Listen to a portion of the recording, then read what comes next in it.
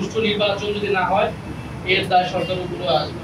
ফলে এই বিষয়টা তারা সহকারে দেখবে যাতে সুষ্ঠু নির্বাচনের জন্য লেভেল প্লেইং ফিল্ডের জন্য নিরপেক্ষ একটা পরিস্থিতি পরিবেশ তৈরি করার জন্য যা যা করণীয় তারা সরকারের পক্ষ থেকে সেটা নিশ্চিত করবে। দ্বিতীয়ত আমরা নির্বাচন কমিশন নিয়ে উদ্বেগ জানিয়েছি। নির্বাচন কমিশনের গঠন প্রক্রিয়া, নির্বাচন কমিশনের বর্তমান আচরণ আমাদের কাছে মনে হচ্ছে যে এটা নিরপেক্ষ হচ্ছে না, এটা স্বচ্ছ হচ্ছে না, এবং নির্বাচন কমিশন সাংবিধানিক প্রতিষ্ঠান হিসেবে যেভাবে কার্যক্রম করার কথা ছিল সেটা করছে না। কিছু কিছু দলের প্রতি পক্ষপাতিত্ব দেখা যাচ্ছে এবং কোন দলের প্রতি বিমাতা সুলভ আচরণ তারা করছে। জুলাই সনদের বিষয়ে তারা বলেছে যে আমাদেরকে তারা স্বাক্ষর করার জন্য আহ্বান জানিয়েছে এবং আমাদের বিষয়গুলো তারা বিবেচনা করবে। কমিশন সুপারিশ দিলে তারা উপদেষ্টা পরিষদ এইটা শেষ করবে।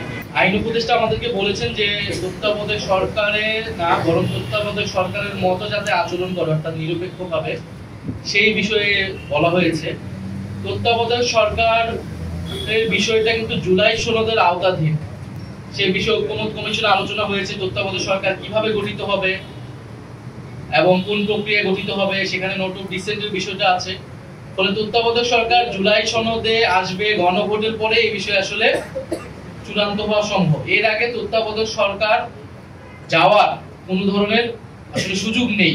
সরকার এবং আন্তর্জাতিক অপরাধ ট্রাইব্যুনালের প্রতি আমরা ধন্যবাদ জ্ঞাপন করি যে ন্যায় বিচারের একটি ধাপ আমরা আগাচ্ছি। কিন্তু এর পাশাপাশি ইন্টারন্যাশনাল ক্রাইম ট্রাইব্যুনালের পাশাপাশি সারা দেশে যে মামলাগুলো হয়েছে জুলাই শহীদ পরিবারদের পক্ষ থেকে, আহতদের পক্ষ থেকে, সেই মামলাগুলোর বিষয়ে সরকারের কি পদক্ষেপ আমরা দেখতে পাচ্ছি পত্রিকায় যে জামিনে আসামিরা ছাড়া পাচ্ছেন এবং তারা শহীদ পরিবার এবং আহতদেরকে হুমকি দিচ্ছে। ফলে সেই জায়গায় শহীদ পরিবার আহতদের নিরাপত্তা এবং বিচারের একটা রোড ম্যাপ আমরা চেয়েছি যে নির্বাচনের আগে যাতে বিচারের একটা রোড ম্যাপ প্রকাশ করা হয় যে প্রায় 800-এর মতো মামলা হয়েছে, মামলাগুলোর এখন অবস্থা কি এবং সেগুলো কিভাবে পরিচালিত হবে, কতদিনের মধ্যে সেটা কোন প্রক্রিয়ায় সম্পন্ন হবে।